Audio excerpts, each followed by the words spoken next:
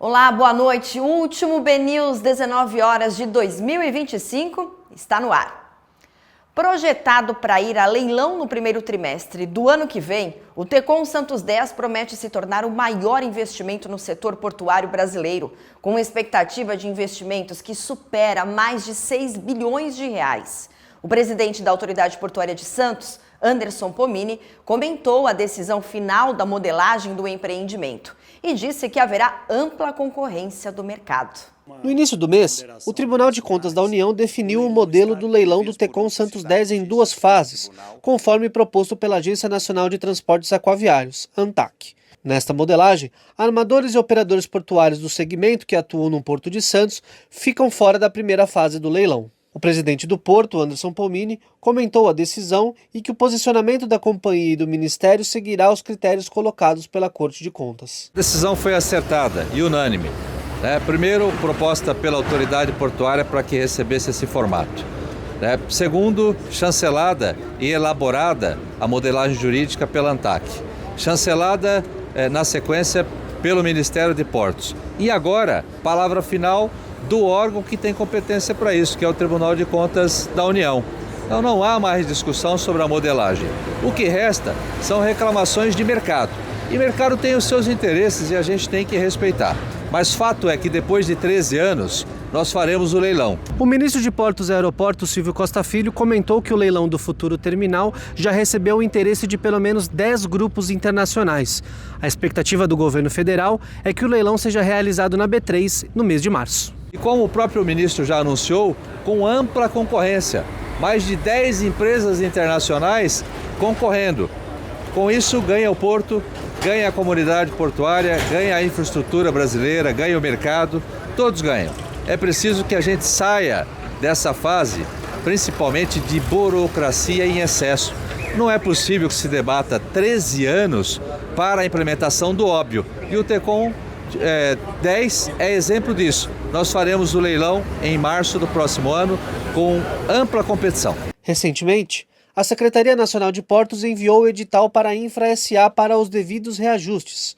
Conforme divulgado, será definido ainda um valor mínimo de outorga, cujo valor será proposto em conjunto pelo Ministério e pela ANTAQ. O Tecon Santos 10 prevê investimentos de 6,4 bilhões de reais. O futuro terminal vai ampliar em 50% a capacidade de movimentação de contêineres do maior porto do país. As exportações brasileiras de carne bovina tiveram forte crescimento em novembro e apontam um novo recorde este ano. Segundo a Associação Brasileira de Frigoríficos, as vendas para o exterior alcançaram quase 1 bilhão e 900 milhões de dólares no mês, um aumento de 50% em relação a novembro do ano passado. Em volume, foram mais de 360 mil toneladas, uma alta de 30%.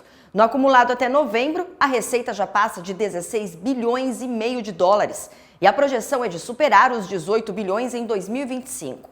A China segue como principal destino, enquanto mercados como União Europeia, Chile, México e Rússia também registram crescimento. Mudando de assunto, o Ministério de Portos e Aeroportos quer implantar até 2026 uma sala de acolhimento para passageiros com TEA em cada capital do país. Atualmente, 22 delas já funcionam em aeroportos públicos e privados do país. As salas possuem infraestrutura para receber neurodivergentes e uma equipe multidisciplinar também atua para tornar a experiência destes passageiros melhor. As salas possuem ambientes multissensoriais preparados para neurodivergentes. A primeira foi inaugurada no aeroporto do Recife. A sala de Fortaleza possui uma área de 63 metros quadrados e funciona 24 horas por dia. Tem capacidade para acolher até 10 pessoas simultaneamente. A gente está recebendo uma previsão de muito mais que tão somente nas capitais. Então, algumas concessionárias que tomam conta de mais aeroportos, eles entenderam a necessidade e a relevância de ter esse espaço para esses passageiros neurodivergentes e estão instalando não só nas capitais, mas em outros aeroportos também de suas redes, e também nos aeroportos menores, aeroportos regionais, ainda que não haja uma sala, uma infraestrutura separada, eles estão fazendo o que eles chamam de espaços de acomodação. Então, nos aeroportos menores, que não teria como colocar uma sala exclusiva, a gente já tem 12 salas de acomodação instaladas em aeroportos menores. O objetivo das salas é promover um ambiente humanizado para pessoas com espectro autista, já que a movimentação nos aeroportos pode ser estressante para quem tem TEA. São salas que têm uma iluminação especial, equipamentos para equilibrar estímulos, né, desses passageiros. Então, a gente tem essas salas e tem também os espaços multissensoriais nos aeroportos menores. Então, sem dúvida que vale a pena deixar esse compromisso e essa ação conjunta com os operadores aeroportuários que fizeram questão de participar desse projeto junto com o governo federal. Então, são eles que estão custeando a instalação das salas e a compra dos equipamentos. As salas mudaram a experiência das famílias e tiraram o medo de muitas viajarem, segundo Júlia. Pessoas que antes, né, famílias que antes tinham receio de viajar, né, por conta de todo o percurso desse voo, já relataram que por conta da sala ficou mais tranquila de levar, né, a criança, de saber que vai ter um espaço ali antes de embarcar e depois de embarcar também nesses aeroportos. O modelo de parceria com a iniciativa privada permitiu o avanço do projeto. Essa política também de se preocupar com inclusão, com principalmente os passageiros, né, com deficiência ou neurodivergentes, ela está sendo uma preocupação de todos os operadores. Então, isso já está um pouco no DNA de vários operadores aeroportuários, que eu acredito que, com ou sem uma política do governo, já estava tendo um olhar diferente para esses passageiros, então, um olhar mais sensível. O que eu imagino é que a parceria entre o governo federal, os governos estaduais, né, e os operadores é o caminho para deixar perene e incentivar que outros aeroportos também, né, façam essa adesão e queiram também oferecer esse serviço, né, de excelência para todos os passageiros. O Salvador Bahia Airport superou a marca de 8 milhões de passageiros em 2025, segundo a concessionária que administra o terminal. A expectativa é que o ano feche em cerca de 8,07 milhões de viajantes, o que representa um crescimento de 6% em relação a 2024 e de 4% na comparação com 2019, antes da pandemia. O desempenho é impulsionado principalmente pelo tráfego internacional, que teve alta de 22% entre janeiro e novembro. Com isso, a participação dos voos internacionais no total do aeroporto passou de cerca de 6% em 2019 para quase 7% em 2025. E a situação das rodovias brasileiras melhorou em 2025, segundo pesquisa realizada pela Confederação Nacional do Transporte. O levantamento mostra que houve um avanço na qualidade das estradas, mas ainda aponta desafios e alerta para a necessidade de mais investimentos públicos. Os detalhes desta pesquisa você confere na reportagem. O estado geral das rodovias brasileiras apresentou melhora em 2025 na comparação com o ano anterior. A conclusão é da pesquisa CNT de rodovias, divulgada pela Confederação Nacional do Transporte. O levantamento, realizado desde 1995, avaliou mais de 114 mil quilômetros de rodovias pavimentadas em todo o país. São 28 rotas percorridas e há 30 anos já com esse objetivo de apurar como é que estão as rodovias do Brasil e tem também o objetivo de comparar com o investimento para poder como prestar conta à população brasileira. Não é o papel da CNT não, mas é importante. Nós estamos sempre no Congresso, no Executivo, brigando para ter mais verbas para investimento em infraestrutura. A gente sente na obrigação de mostrar que o aumento de verba que a gente tem experimentado nos últimos 3 anos tem tido já algum resultado. A análise inclui todas as rodovias federais pavimentadas, as concedidas à iniciativa privada e as principais vias estaduais. Segundo o estudo, 38% da extensão avaliada estão em condições ótimas ou boas, ante 33% em 2024. Já os trechos classificados como regulares, ruins ou péssimos caíram de 67% para 62%. As maiores melhorias foram registradas nas rodovias concedidas. Nesses trechos, as vias classificadas como ruins caíram mais de 60%. Nas estradas sob gestão pública, a redução foi de 23%, evidenciando o impacto do investimento privado na qualidade da infraestrutura. Em 2009, a gente tinha 6.855 quilômetros. Em 2014, nós tínhamos 11 mil quilômetros de rodovias concedidas e agora, em 2025, a gente tem 15 mil quilômetros de rodovias concedidas. A partir do momento que a gente tira rodovias que podem ser, que têm essa viabilidade para ser concedida e passa isso para o investimento privado, o governo passa a ter menos rodovia para gerir e, assim, consegue dar mais vazão ao investimento e fazer um investimento de qualidade. A CNT aponta que, apesar da evolução, o volume de recursos públicos ainda está abaixo do necessário. Em 2009, diante de uma necessidade estimada em quase 78 bilhões, foram investidos pouco mais de 19 bilhões. Em 2025, a demanda era de cerca de 50 bilhões, mas os investimentos somaram 11 bilhões e 700. Além da conservação das vias, a pesquisa chama a atenção para os impactos econômicos e sociais da má qualidade do pavimento, que afetam diretamente o custo do transporte e a competitividade do país. De acordo com o levantamento, a condição do pavimento eleva, em média, em 31,2% os custos operacionais do transporte rodoviário no Brasil.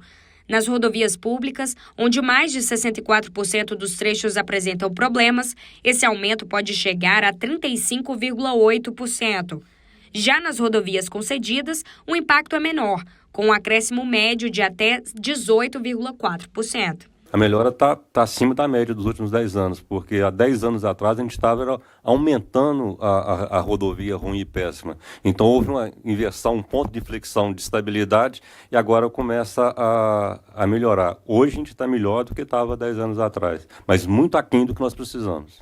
A CNT estima que a má qualidade do pavimento gere um desperdício anual de cerca de 7,2 bilhões de reais apenas com o consumo adicional de diesel, o equivalente a 1 bilhão e 200 de litros. Recursos que, segundo a entidade, poderiam financiar iniciativas de baixo carbono e a modernização da frota. Vamos agora para o portal bnews.com.br. Eu destaco uma notícia do setor de petróleo e gás, porque o preço do diesel fechou dezembro estável nos postos, aponta a Ticketlog. O diesel comum e o S10, que é menos poluente, fecharam dezembro estáveis em relação ao mês anterior, com um preço médio nos postos de abastecimento de R$ 6,19 e R$ 6,22 o litro, respectivamente, segundo um índice, que é o IPTL. A maior produtora de combustível no país, a Petrobras, está há 239 dias sem mexer neste preço. O último movimento da estatal foi uma queda de pouco mais de 4%, 4,7% em maio deste ano. Então tá aí uma notícia do preço do diesel que fechou dezembro estável nos postos. Uma boa notícia, né? E em 2025, o Congresso Nacional aprovou projetos que impactam diretamente a vida da população na área de energia. Os parlamentares foram favoráveis a mudanças em benefício que prevê descontos na conta de luz de pessoas de baixa renda. No mês de outubro, foi sancionada a Lei número 15.235 de 2025, que ampliou o alcance da tarifa social de energia elétrica.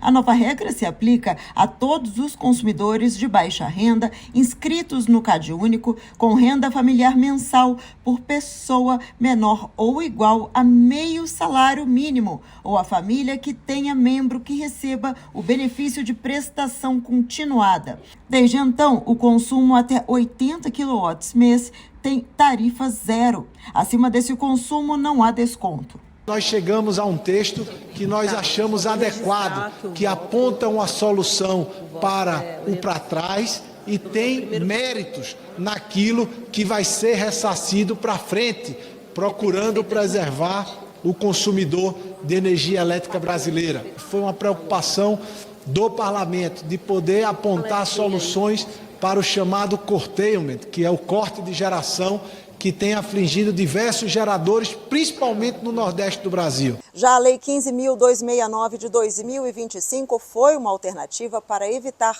a contratação compulsória de 8.000 megawatts de energia de termoelétricas a gás em 5 anos. O texto estabelece parâmetros para apressar o petróleo, escoar, processar e comercializar o gás natural da União obtido por meio dos contratos de partilha de produção de petróleo e gás do pré-sal.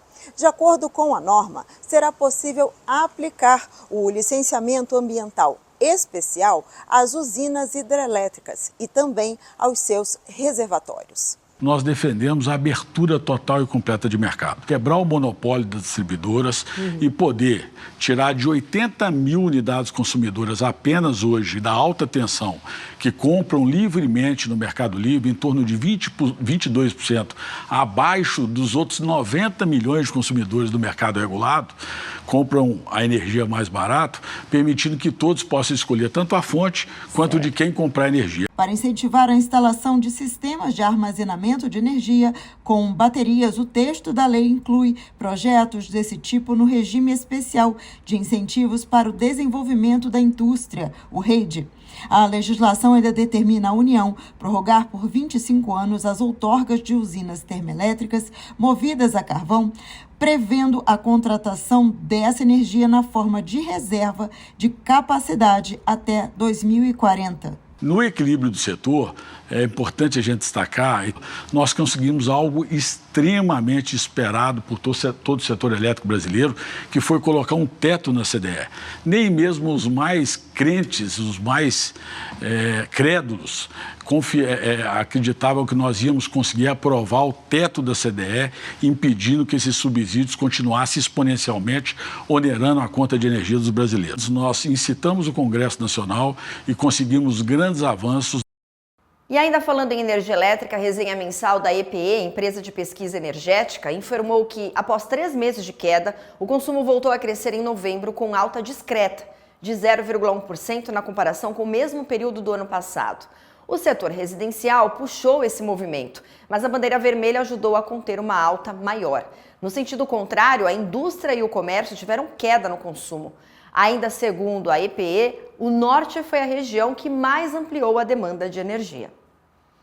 E o BNews 19 horas fica por aqui. Uma ótima noite e uma virada de ano excelente para você. A gente se encontra novamente amanhã, já em 2026.